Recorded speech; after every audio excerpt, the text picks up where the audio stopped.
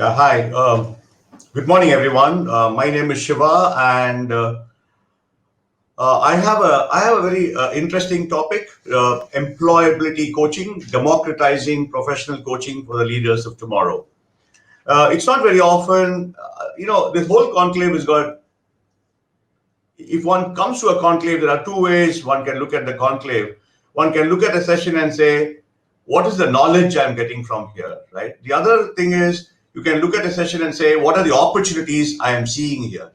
And I would say that it's the second one that we're going to be talking about, right? The opportunities for coaching, because, you know, the whole topic, if you look at it, right, one of the biggest problems, challenges that India has is employability.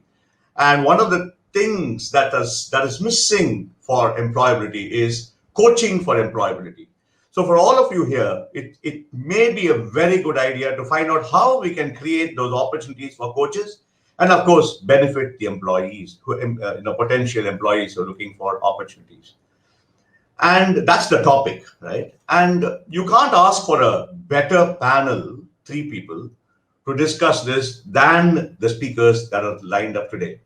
The first speaker is Anita Rajan. Anita is the CEO of Tata Strive and Vice President of Tata Community Initiatives Trust. Anita has had 30 years of experience in the corporate world and with the Tata Group for about 19 years. Right?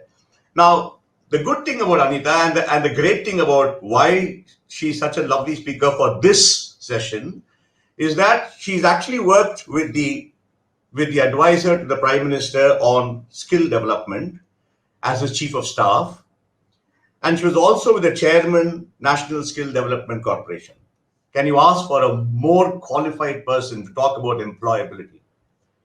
Anita has also been in advertising. And personally, I know Anita from Tata Consultancy Services. So that's Anita for you, ladies and gentlemen. And we have one more very eminent speaker here, Neeti Sharma. Neeti is the president and co-founder of Team Lease. You'll be very interested to know that Team Lease is the first, or Neeti pioneered the public-private partnership employment exchange in India, employment exchange in India, and she was instrumental in starting the first vocational skills university. Can you believe it? Vocational skills university, Team Lease Skills University. And, when I was reading this bio, I said, wow. You know why I said wow? Because Neeti is also working on employability and employment of tribal, rural, and urban youth. Can you ask for a better speaker for this panel? And if you have two speakers, you need someone to draw the speakers out, all the experience and the knowledge, right? So you have Bhaskar. I don't have to tell any of you about Bhaskar Natarajan. Bhaskar Natarajan is an accomplished coach, a professional certified coach. The good thing about Bhaskar, very, something that you don't find in most people. Bhaskar was actually serving as in the global board of International Coaching Federation as a director. Wow, at that young age, right? And right now, interestingly, Bhaskar is doing research with XLRI in Jamshedpur, India. And Bhaskar has been, doing various roles in coaching. And one big feather in Bhaskar's cap, and in Anita's cap, is that both of them brought what is called Democratizing Coaching in Tata Strive, and they called it a beautiful name, from the boardroom to the classroom, right? Which means the entire coaching world has now been democratized. Everybody is able to access coaching. So I'm not going to speak anymore. I'm going to let you draw out the best of these speakers. So over to you, Anita, Bhaskar, and Neeti. Thank you. Thank you, Shiva, for that wonderful introduction. As an innovation coach, your contribution of biomimicry is a big contribution to a society, and I'm sure you will continue to impact all of us to make a better world and better us. Thank you so much for that wonderful introduction. And at this occasion, I just wanted to thank Anita and Neeti for agreeing to be part of this conversation. In fact, this is something is close to my heart. Almost close to 11, 12 years of my career I have spent in non-profits working for youngsters and making them employable. I just want to set the context for all the audience. We'll be talking about employability as a crisis today, and we will set the motion for all the coaches and business leaders, non-profit, professionals who are part of this conference to take notice of this requirement that we have for the society. Then we're talking about coaching leaders of tomorrow, not just leaders of today. We are also talking about, as Shiva mentioned, democratizing professional coaching, not just at the top leadership, but across all the levels. So ILO director famously said this, and it's really ringing in my ears. Today, 2 out of 5 young persons of working age are either unemployed or working for jobs that don't pay enough to escape poverty. Not only that, they are warning. It's a report on youth employment in crisis by these two gentlemen, Raymond Torres and Stephen Tobin. They say the social contract is weakened because of unfulfilled promises. So this is the current generation owe this to the next generation, and the implications they are warning could be really, really dangerous, including social unrest. When it comes to India, every month nearly 1.5 million youngsters are celebrating their 18th birthday. That means 12 to 15 million people are entering the job market or have the potential to start their own business. This also means that we have youngest population across the globe, and this statistics is really overwhelming. And McKinsey Global Institute report says 90 million jobs are required by 2030 because the new generation is reaching their working age. These are the people who move from farm work to better paid job in other sectors. More women would participate in labor force. We'll talk about that as a panel as we go forward. And is it just the job crisis? No, it's an employability crisis as well. So many government funded schemes and philanthropy and other projects are happening as we speak in the country with a very dismal rate of less than 30% placement or job placement for these beneficiaries who enrolled for such programs. And in his recent book, our corporate leader Shiv Kumar, he talks about where does B school ecosystem stays in India.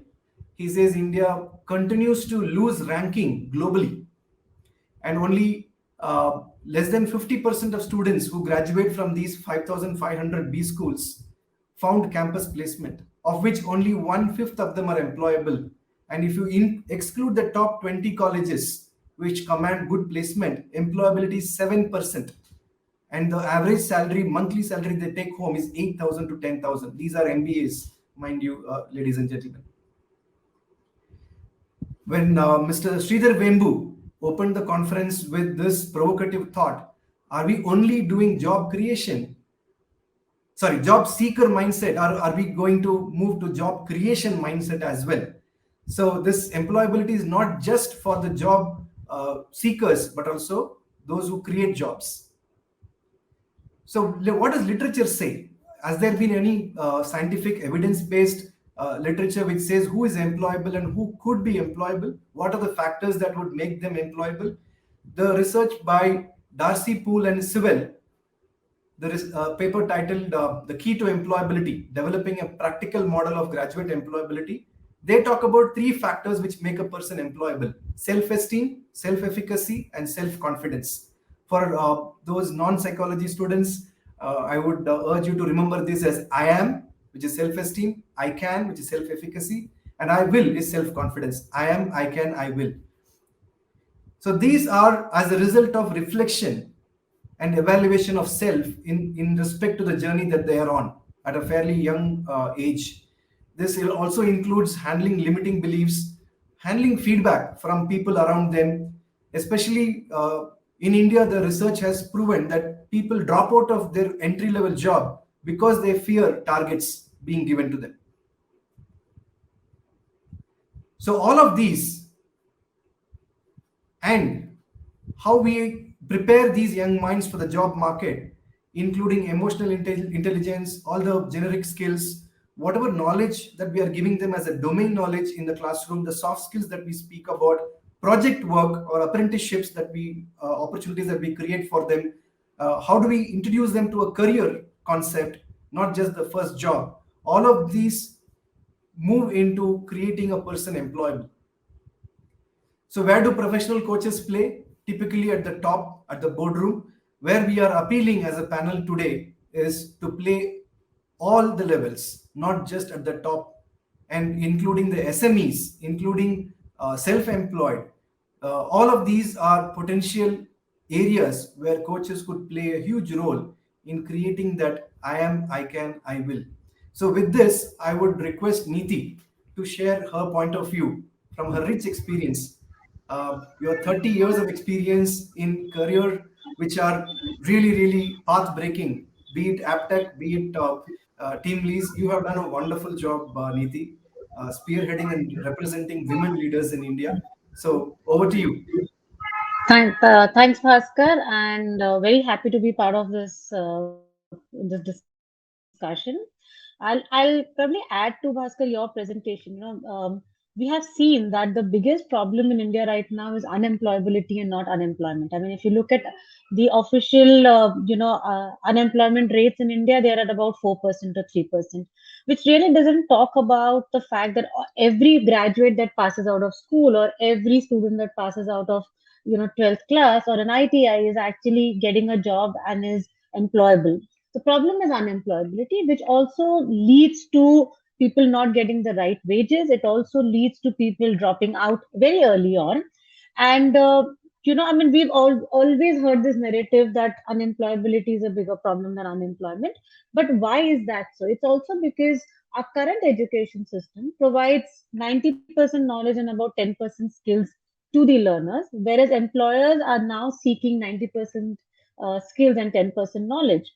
So this is how our unemployability problem has been continuously compounding, and it is a vicious circle. Productivity of workforce is obviously not high. They are unable to meet their targets, their goals, and you did mention that a large part of the students drop out because they're not able to get to their goals and targets, which is why they don't get paid the right wages. They leave. Employers have to hire once again, and of course, which is why neither the employers are able to get out of the cycle, nor are the learners or the first-time job seekers. Of course, with the implementation of now the new education policy, we are hoping some part of this problem will get resolved. Having said that, what is happening currently is that we are putting in a lot of our students, and you mentioned about PMKVYs and so many other schemes that are sponsoring students to become employable, right? What's really happening is that the trainers are becoming informal coaches right now. I mean, if I have to reach out to the student, I know the best person to catch hold of is the trainer, because the trainer is spending 1, 2 months, 3 months, 6 months, and teaching the student to be confident, teaching the student to become employable, write your CVs right, handhold them on what career is right, what is not right. Unfortunately, these trainers are not coaches in the true sense. We haven't really upped the game and done a train the trainer program for them and said, why don't you also become a coach?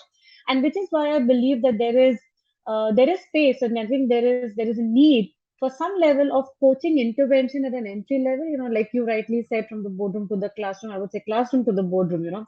How do we take people up there, right? At from an entry level, and as they grow, I think at every level, coaching is very, very critical. It's not just at the leadership level, though traditionally in India, we have always thought coaching is for leaders and not for anybody else, right? And coaching really benefits everyone. I mean, it enables us to think about what we want to do, find solutions ourselves, right? It pushes us, it motivates us to go beyond our current limits, and that's really is what is needed at an entry level, mid level, and the leadership level.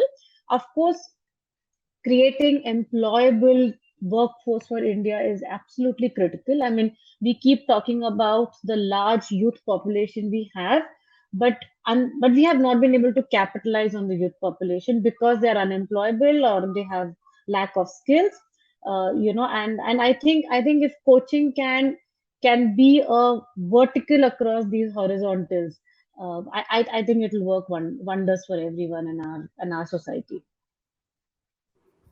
Thank you, Niti. And you also touched upon the very important parts of curriculum quality as well as trainer or teacher quality in the system. And now let me invite Anita to share her point of view. Thank you, Bhaskar, and it's a pleasure to be here this morning. Both of you have already said quite a lot about the topic, so I just want to bring in a little bit of a personal experience. For all my life, I have worked with young people, first as an educator, and in all the other, jobs that I've had in my eclectic career, I've worked with young people, and that energizes me. And what I see in every one of their eyes is a hope for the future. And slowly I've also seen the hopes and the expectations being dashed as they grow up. The bubble bursts and they see that the world is the reality of the world is a much harsher one than what they had imagined. And I think for all of us who are in positions positions where we can do things, enable policy, and drive some change in society, I think it's important to respect the aspirations of young people. And the world over, since this is a global audience, I'd like to not just focus on India, but in the world. I think that the stage when an individual, 18-year-old, 19-year-old, the most transformational part of their lives is when they decide what to do with their lives in the future. What is the job? What am I going to do? It's a big question. And that's the point where I think a large part of youth in this world have no recourse to advice. There really isn't an informed choice that they can make for various reasons. More so in the developing countries, more so in poverty-ridden countries, where you don't just lack advice, but they also lack opportunities. And I think this is a promise where we have failed our youth. We have seen the repercussions of this in the world, whether we look at the Arab Spring in the 2010s, where a whole movement of youth disillusionment actually created social unrest. So to my mind, these are very risky and dangerous directions. And I think that's why the SDGs that the world leaders and all of us globally created are areas that we need to focus on. And right at the crux of the whole thing is the employability factor. And globally, I mean, there are 1 billion youth over the next 1 decade that will be getting into the working age population, and almost shockingly, 50% of them are unlikely to find jobs, or at least the jobs that meet their potential. And this is not even the number of people who will get jobs which are not underemployed. So we talk about unemployment, but the other aspect that's very important is how many of them are underemployed. They don't show up as an unemployed person, but you could have a graduate doing a menial job somewhere simply because he or she did not get the job that they want. So I think the data is actually very alarming.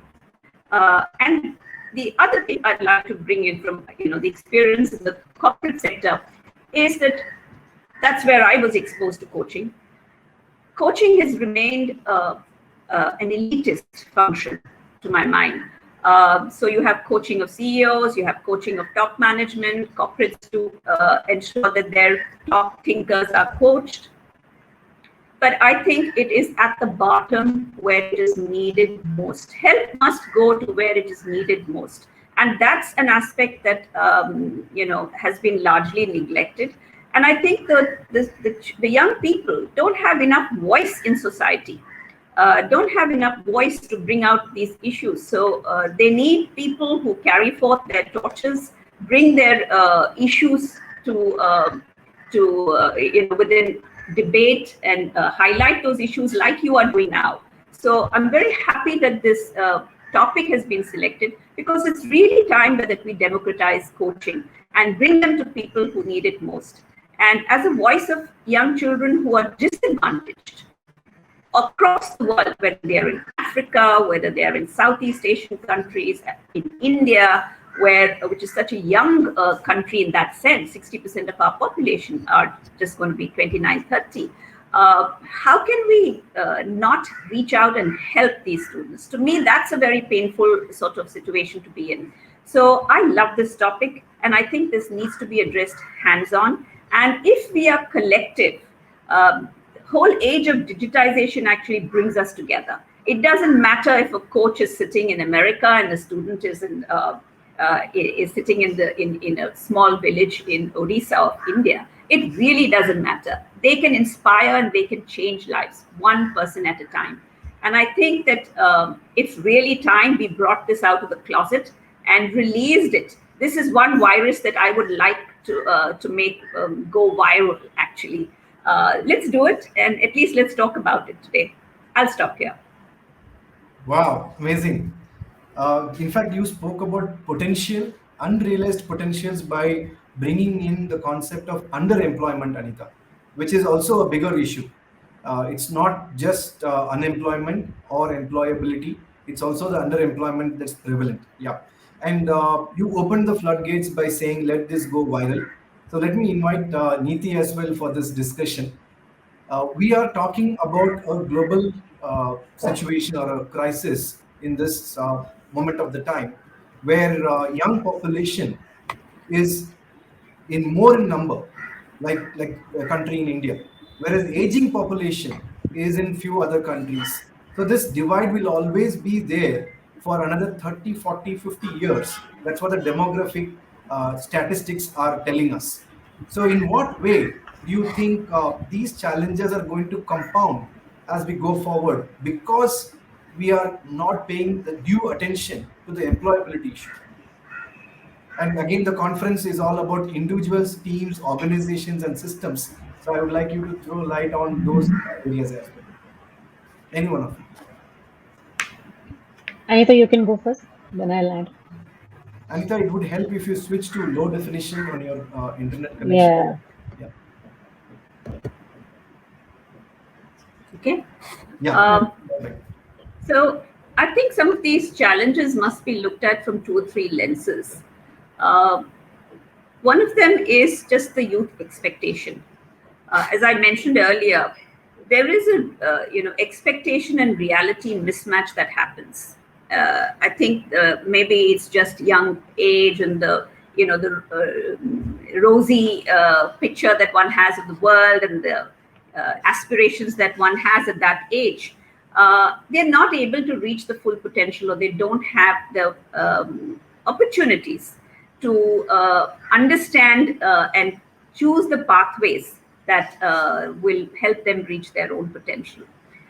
The second thing is that what results is they may end up doing low skill and usually low paying jobs because of the lack of employability. And that is an extremely dangerous situation to be in, because it is a generational cycle of being in poverty. It's very difficult. The parents may be in it, and by being in low skill, low paying jobs makes those jobs more uncertain, more unstable. We've seen in the pandemic that so many people in these low skill jobs have actually lost them, because the employers may find it the first lot to let go. So it leads to instability, and because of that they are more vulnerable. And one hit like this, one setback of no employment for 3 months, pushes them back several years into poverty. Research has shown it. I think Mr. Abhijit Banerjee, our Nobel Prize winner's research, has really highlighted this point, that this virtuous cycle of poverty is very difficult to come out of. And this is one side, but what about industry? I think the whole employability challenge, if looked at from the industry, is such a spoiler for growth, isn't it? The productivity of the nation and all of that. So I see this as, if there was one thing that we need to put our energies, money, and everything on, it is this: strengthening our youth, building employability, because everything else, poverty, health, education, all of that somehow will get taken care of by building empowered people. So. Thank you, Anita. Neeti?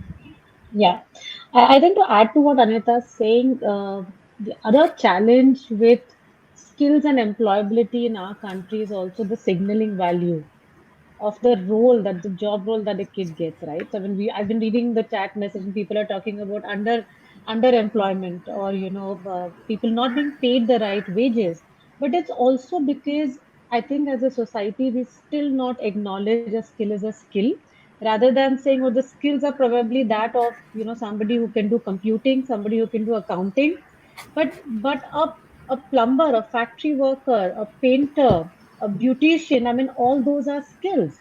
And if we also start acknowledging and recognizing those skills, because that's where your larger volume of employment is going to come from. Your employment is not going to come from just desk jobs or office jobs.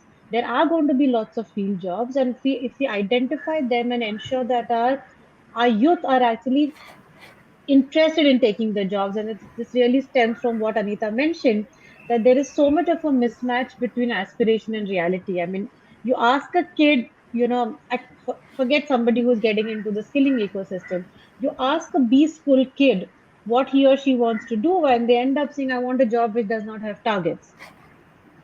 I mean, find me a job that does not have a target. I'll be very happy to take that up. But so I think those are things that we have to set right. And I think interventions at the right level, coaching at the right level, hand holding at the right level may be able to solve some part of the problem. The other challenge is sustainability of our youth. I mean, obviously, our jobs are concentrated in certain parts of our country, our youth and the population is in the other part of the country. So, how do we ensure, I mean, the simple answer is let's migrate people, but if you keep migrating people from the eastern and the northern cities, into the southern and the western cities where there are maximum number of jobs, that's not going to be the answer, right? And I think industries have been trying to establish themselves in tier 2 cities, and even semi-urban cities over a period of time. If policymakers start thinking of those, and I know we've spoken a lot about the 100 cities and stuff like that, but unless and until we start decluttering cities and ensuring employment, I mean, we're talking of minimum wages, but cities like Mumbai, Delhi, Bangalore have have minimum wages of 15,000, 20,000 rupees, right? But if you're able to even pay 10,000 rupees to somebody who's probably, let's say, working in Udaipur, right, or let's say working in Hosur, as against working in Bangalore city, right? The sustainability will actually kick in very, very well. So I think matching aspirations, improving signaling values, guiding the learners to be able to take the jobs that are available. I mean, you can't create jobs, you can't create thousands of, desk jobs, but one has to take the jobs that are given. But we have to handle the students. We have to ensure that they know the merits of taking a job rather than not taking any job, and ensure that they're successful in the job, because we also see that kids take up jobs and then they drop out in the first 90 days. So obviously organizations like ours have the 0 to 90 day programs. We ensure people stay back, the retention is higher, but many other companies are not able to do that. I mean, unless somebody sustains at a workplace and learns on the job for more than 6 to 12 months, then the employment trajectory kicks in. Before that it's still learning, right? And that brings me to my next point about how we can actually involve industry in improving employability of our country. And that's clearly by ensuring that a lot of our learners, actually I would say every employability program should have an apprenticeship integrated as part of the learning. Unless and until they learn on the job, along with learning in classroom or learning digitally, the actual employability will not improve. So all our learning programs have to have a combination of more than one classroom, which is online, offline, on the job, and that's where I think industry comes in, right? I mean, we can't have one set of stakeholders trying to solve the problem and everybody else sitting and watching, saying, okay, once you get to a certain point, and then I will take over. It's not going to work that way, especially at the scale we're talking about in our country. So I think we have to bring in multiple stakeholders together, and and just keep at it. I think it's a huge problem to solve, but we have to start. And if we don't start, who will start? We can't put the Yes, onus on the next generation, say, now it's your problem, look at it.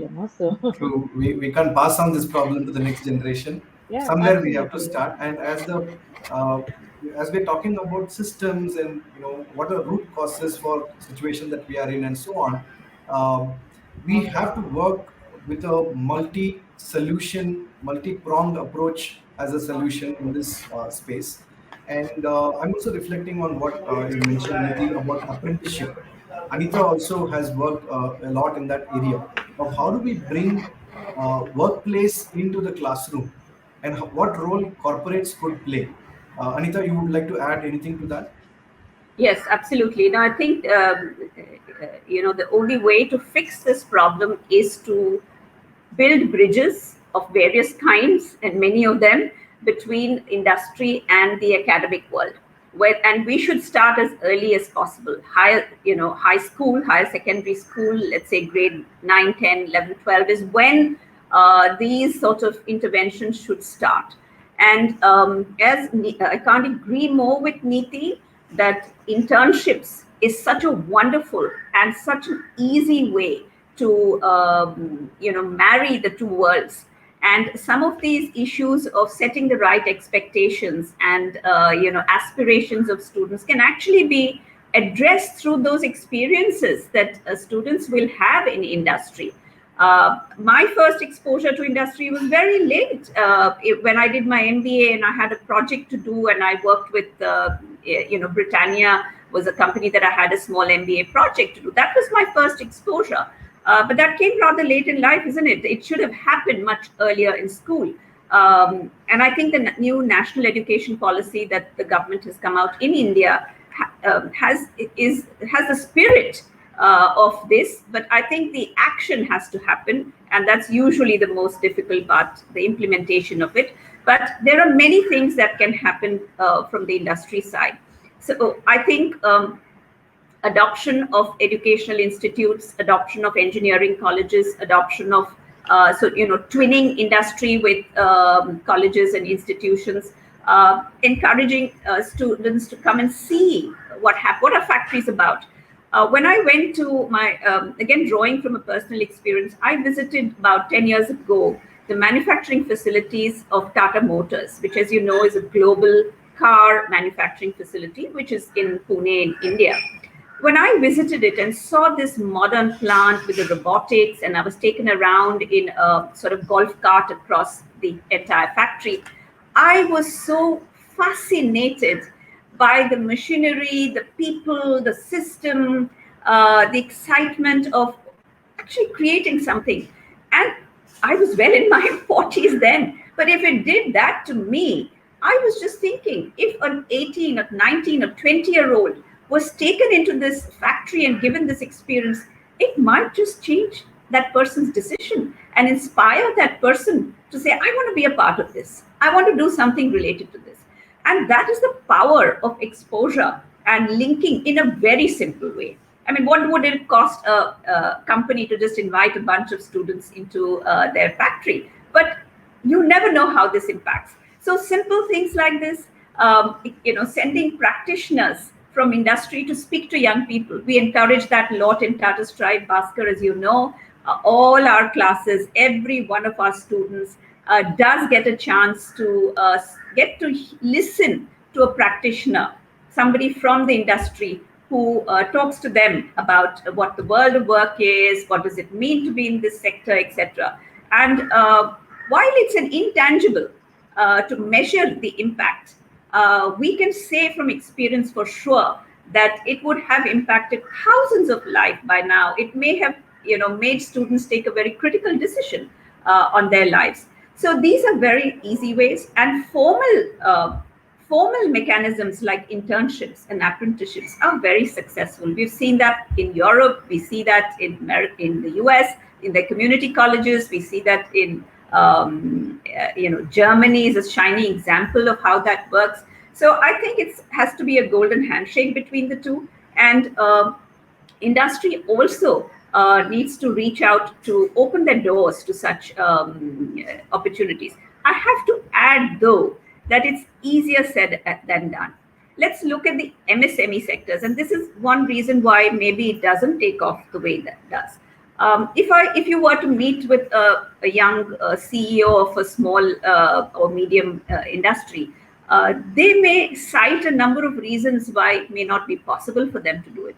So tight, the economics of it doesn't help them provide any internship salary or a stipend to these students. For instance, they may say that we don't have the space, or we can just take one or two.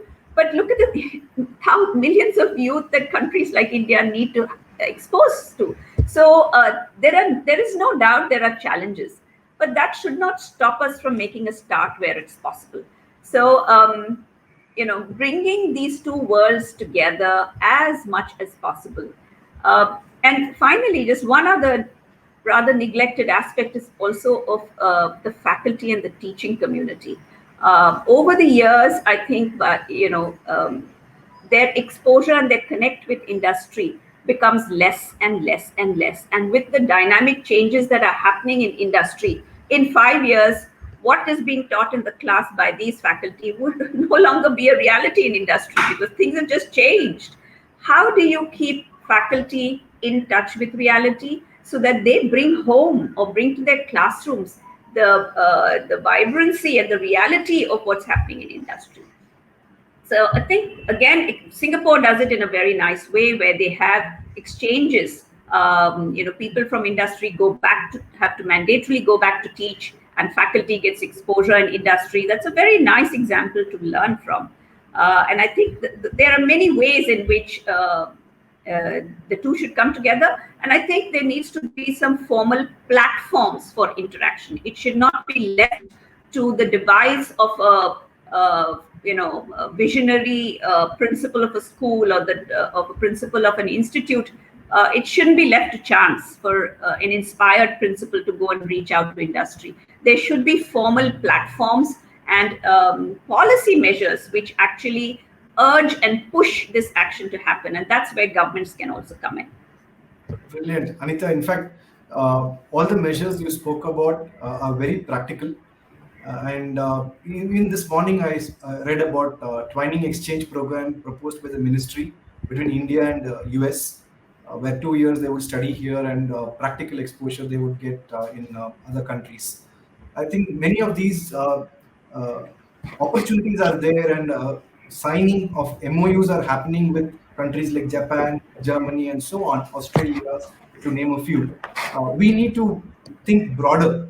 And now, coming to the conclave, what role do you think coaches can play in this? I think that will be very intriguing aspect for many of us here. How can a coach be a change agent and move the system in the kind of current situation that we are in to that of a desired state? And second part is how can we work on the aspiration of the young minds?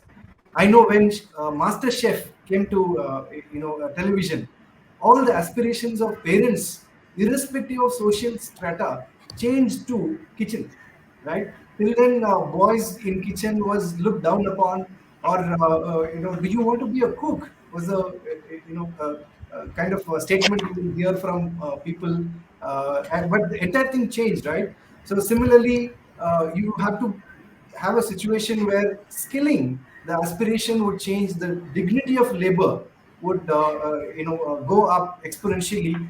Especially pandemic has taught us how to respect all the salon partners who come home from various companies who give them so much of training, safety regulations. We were prepared to pay more to get the basic services which were costing a fraction earlier. So I think time is there, right? And now let's talk about how coaches can bring about this change in the entire system, not waiting for any government or a policy or any kind of formal change could come from the system. How can we be the change agent and bring about that? Some examples you spoke, Anita, about being a guest speaker or a guest industry representative in the classroom, waking up the principals and top leaders in the education system to the reality and giving them support voluntarily. And many of these ideas come to my mind. Maybe Neeti, would you like to talk about what ideas you have, how coaches can be a change agent in this scenario? Sure. I think at least at the entry level that and the problems that we have cited at the start of the session, I think coaches should really play that role where they are able to offer guidance and handholding to the learners, to the candidates, give open a window of opportunities for them. I think like I said previously, I think today we are allowing trainers to do it. Trainers are not equipped enough, and trainers have other roles to play. But if coaches are doing this additionally, right? So, what kind of jobs can I take? What are the opportunities around me? What is it that I can do that's probably somebody else cannot do? I mean, we do take a lot of behavioral assessments for these kids, but I don't think we read out the importance and we tell them, you are good at A, you are probably not so good at B. So these are the kind of roles that you should look at. I'm an extrovert person. Nobody wants to take a sales job, so everyone says, "Give me something at back office." But if I'm an outgoing person, as a personality, I would need to be told, saying, you know what, for you, a customer oriented job is better rather than taking somebody at back office. I think coaches have to play that role, which bring them together on opportunities, help them take those decisions, not take the decisions for them, but help them take those decisions, and then ensure that they succeed in those decisions, because that's the other aspect. I think, if I'm not very happy in the initial few months, I kind of let go, I start giving up. And I think that's another role a coach has to play, that we have to be consistent, we have to be resilient, and we have to be at it for a fairly long time, till it becomes part of my life, till I know what I'm doing and how I'm going to do it, right? The other challenge that we see is because, in the employability segment, we get a lot of kids who come from small towns, who, like Anita said, obviously none of us saw industries or corporate offices before we got our first jobs. And it is a problem, because today I don't think industry has that kind of patience to deal with, oh, here is where you swipe your card. You're supposed to come in at a particular time every day in the morning and work for the 8 hours, 9 hours.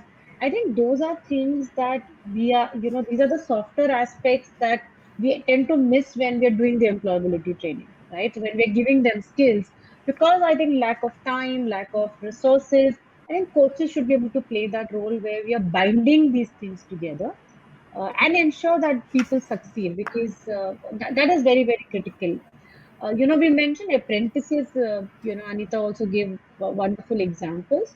I'll just give you, our case, where in the last 6 years we have actually deployed about 300,000 apprentices, and we have seen that the average retention of the apprentice at the workplace is about 18 months. We have worked with the employers to handhold these learners so that they become their coaches in that sense at the workplace.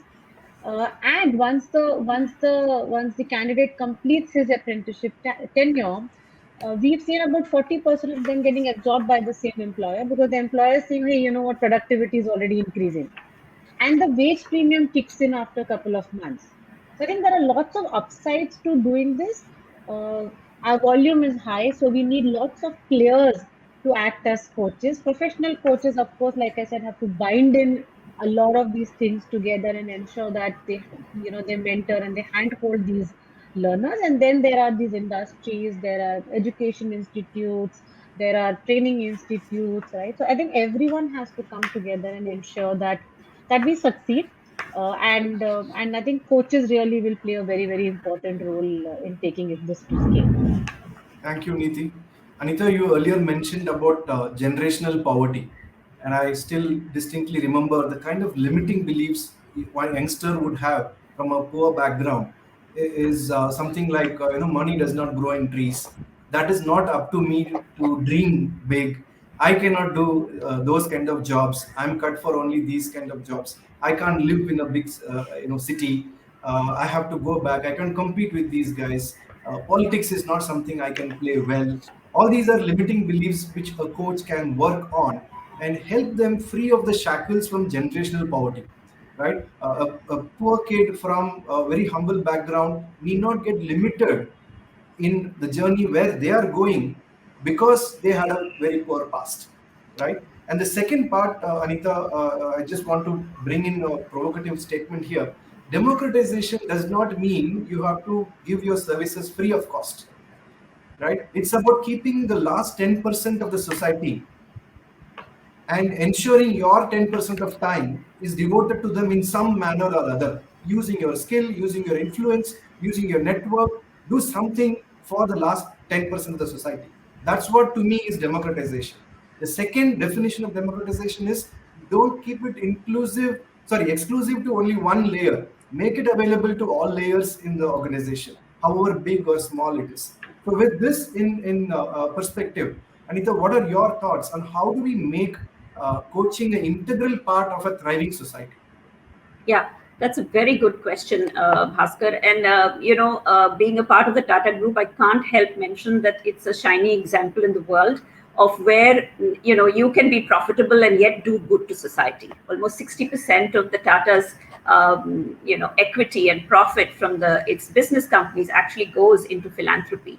And what better example that both can thrive together. And I think that's why this whole aspect of coaching is an area that needs to be democratized. As you said, it is access, reaching the unreached, and a systemic change, not just left to inspired individuals.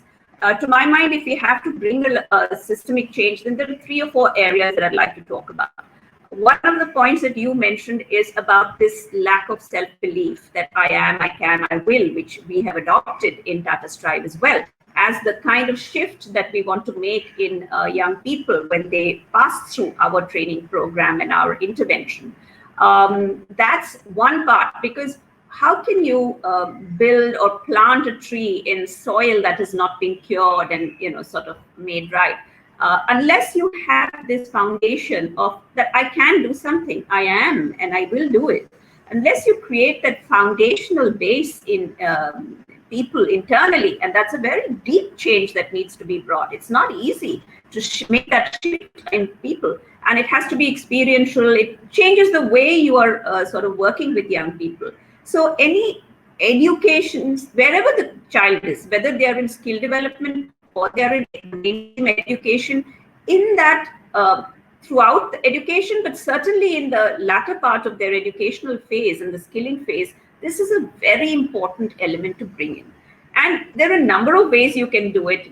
Encourage working with hands, encouraging creativity, encouraging them to talk, celebrating small successes, showing them formal techniques of rectifying or finding where their areas of improvement are. All of this is packaged in what, as you know, is called our youth development module, and that has to be part of the training.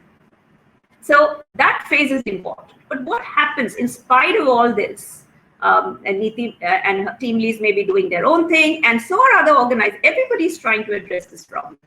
Even so, their first job can be intimidating, especially for students who come from some sort of disadvantaged backgrounds. They carry a lot of baggage. Not all of it is addressed through the training. The first job can be intimidating, as both of you have said, meeting targets, talking to strangers, big bosses, having a sort of coming with maybe a subservient sort of attitude, all of those. Research has shown and experience has shown that it's the first 3 months that are so critical. That's a make and break experience. If there is anything that happens which damages them or frightens them or discourages them in those first 3 months, they're very quick to fall back and get out of the system. And that's what I think is very important to acknowledge. And as we know, in any organization, 80% of employment is actually at that bottom round. You take a hotel, managers and above are only 20% of the staff. Everybody else is really below. And that goes for organization after organization. And therefore, addressing those entry to, entry +1 level jobs, building the stickiness there is a responsibility that industry can take on. Why? Because it is in their interest. If they're making an investment in young people in their jobs, it helps to increase their productivity. And as Niti said, it does increase. So why can't we have professional coaching for people who have just joined? to help them stay on, take the knocks that the corporate world will no doubt give, help develop that kind of resilience. So I think that's one key change that we can bring in, because currently in corporates, as I said, coaching is for the senior management. This will make a huge difference, tremendous difference. The second thing I think is, again, taking on what Neeti mentioned. There are only a finite number of professional coaches in this world or even in the country. How do we create a multiplier effect? We can't have, for the millions, you mentioned 12 million are joining the workforce. How many professional coaches would be required for every person to have that kind of interaction? So we have to build a system which has a multiplier effect. Who can those individuals or communities be who can do the role or form some elements of coaching? And they could be the faculty themselves. They are right there facing the students. So they are at the first level people who could be coached to become coaches, trained to become, at least develop some techniques for coaching. And they could be school teachers, they could be faculty vocational education teachers. That's one level. The second thing is the principal, the leaders of these institutes. I think there is a great deal of coaching opportunity for them in their own mindsets, in giving coaching its importance. Because unless they give it the due importance, it will be an investment that some might say, why do we really need it? Because at the end of the day, everybody focuses on skilling a technician for technical skills. The importance of these soft skills is not made. So you need the leaders to have skin in the game, and they themselves need. So leadership coaching, and we have seen that in one of our states where we have done a statewide implementation in vocational education, that if you change the mindset of the leaders, you've already created a multiplier effect, because they themselves sort of advocate this down the line. The third kind of coaching, again, for multiplier effect is youth. I think it's an experiment that we should do it. I often think of it that a rich kid or a kid who is an advantaged kid in Mumbai, let's say studying in HR or Xavier's College, what would be the impact of linking this youth to a young child in some district interiors of India, studying in some ITI? What kind of interactions they might have? Would the young child in the village be inspired to be where this youth is? So if we also help peer-to-peer coaching of those who are advantaged with those who are disadvantaged, that might be an interesting multiplier, a sort of strategy, an experiment to do. And finally, I'm also thinking about some of the work that we do. We are talking a lot about employment, but one of the areas that we need to also deal with is entrepreneurship. There will be a finite number of jobs that any country can create. America is built on its innovative entrepreneurs. MSME sector has powered the growth of developed countries, and so will it power the growth of India. MSME needs young, more entrepreneurs growing and coming into the area. And especially in rural areas, there are so many unserviced needs. You take a village, even to buy a pin, they have to travel miles to buy it. What if we created entrepreneurs who were looking at unmet servicing the needs of the community and creating, models of business around that? So if somebody has to travel to the 3 villages ahead to repair their television, can we have somebody who becomes a TV repair technician in the same village? So examples like this, and there are millions. That's why India is a land of opportunity at the moment for entrepreneurs. But entrepreneurs, we know only 10% of them will succeed. Global figures tell us that. So I think that's another area which is crying for coaching. How do you stay resilient? How do you build yourself and protect yourself and find your own answers? So entrepreneurship is another big area which is crying really for coaches. I think these are the 3 or 4 ways in which coaching can be democratized. Thank you, Anita. You spoke about coaching the trainers and teachers of the system. You spoke about creating multiplier effect, not only the trainers and teachers, but also the youngsters. And you also spoke about startup coaching or entrepreneur coaching. creating coaching culture within the organization, coaching the top leader and below, so that the mindset gets shifted and they have a skin in the game. So now let me switch over to Niti. Niti, there are a few questions for you while we continue to talk about how coaching or coaches can support in this transformation journey. The question which is on top of my screen is from Sunanda Raman. Uh, Hi Niti, how do you see coaching being different from career counseling? What you are saying seems more in the ambit of career counseling.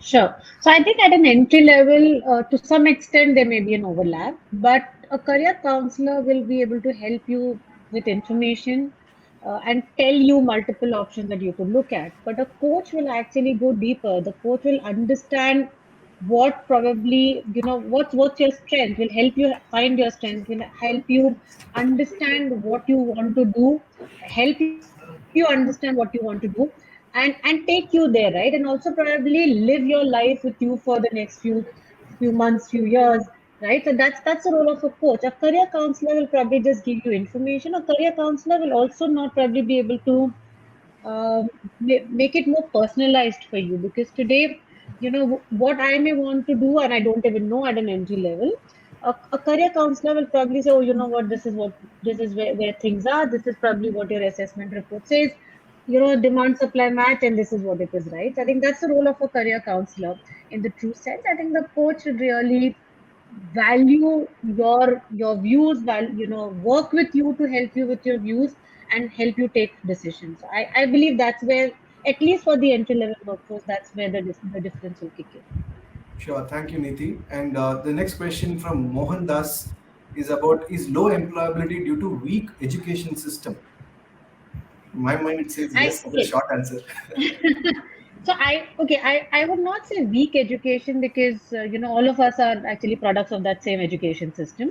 What I would say is the intent of education. I think traditionally our education system was never built for employment or employability, right? So we always thought knowledge and, let's give the subject matter experience or expertise to the learner, and once they join a job, they will learn on the job. I think that's how all of us also grew up. I mean, we know our first jobs, how goofy we were. I mean, I was quite goofy in my first job and had to learn on how do I staple things and, file stuff and things like that. Nobody obviously teaches you that, those kind of things. But I think things are changing. The new education policy is obviously such a drastic change to our existing education regulation. Of course, it's not just the policy that will help us change. The regulations, like Anita mentioned about faculty profiles in our university system, in our education systems, right? The teacher profiles at the school systems. I think if we don't make it a mandate that our faculty members have to necessarily have some kind of experience before they come in to teach, or while they teach, these things will never change. I mean, today each of our university, whatever subject we teach, we are expected to be professors with 20-25 years of experience, some kind of doctorate subject, PhD that we would have gone through. But nowhere does it define that you should have some corporate or industry experience, Yeah. right? I think that's how it's going to flip. So I think it is what the way it was previously. We unfortunately continued it for a very long way, and didn't catch up with the industry requirement early on. True. And from education for degree to skills for life is a big shift. And as you all Absolutely. know, coaches, we get certified for prescribed periods, say 3 years in ICF. And then we have to keep on continuing education so that we can renew our credential. So that concept would bring more importance and focus on the skilling part rather than just to get a degree. Yeah. So I'm looking at the clock. There's so many questions. Priya also talks about dignity of labor, how it is impacting employability. We touched upon on it, Priya. Um and now let me invite Shiva for the final leg of the conversation.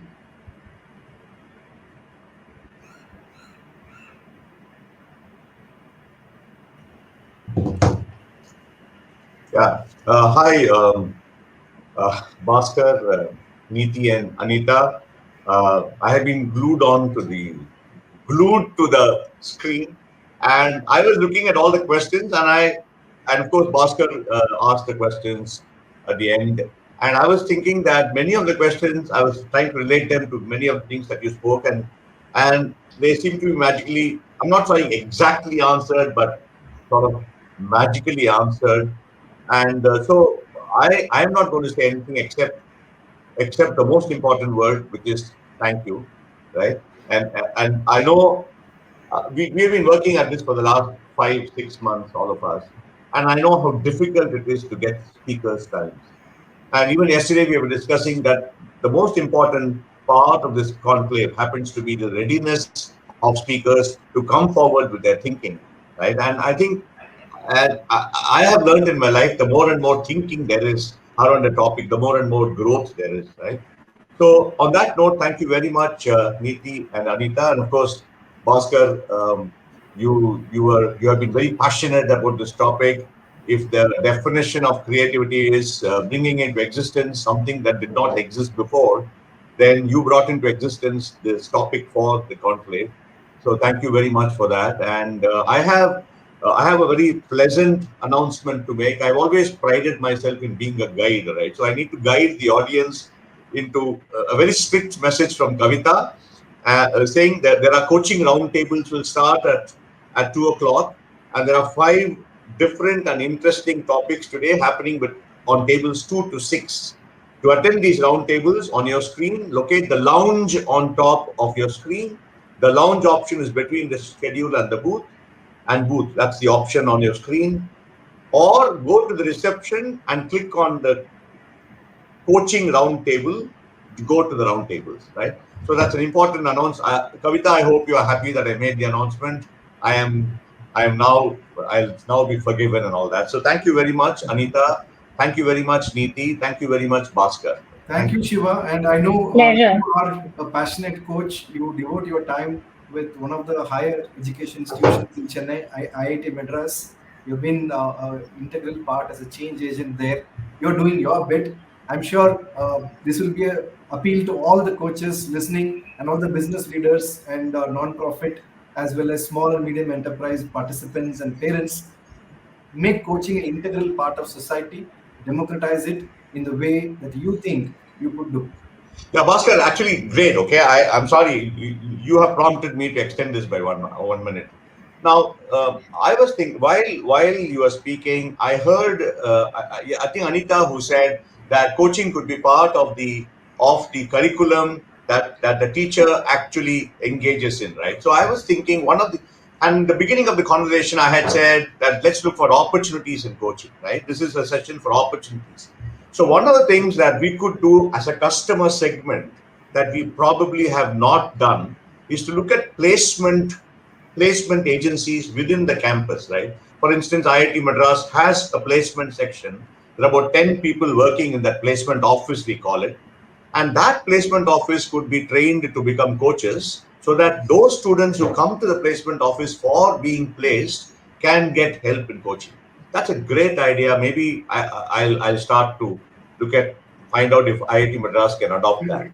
Sure, Shiva. In fact, Puneet Mehrotra on the audience and few other comments I've heard and I've read saying ICF chapters can come together and do this change management program or impact all the NGOs in the social sector as a part of the CSR.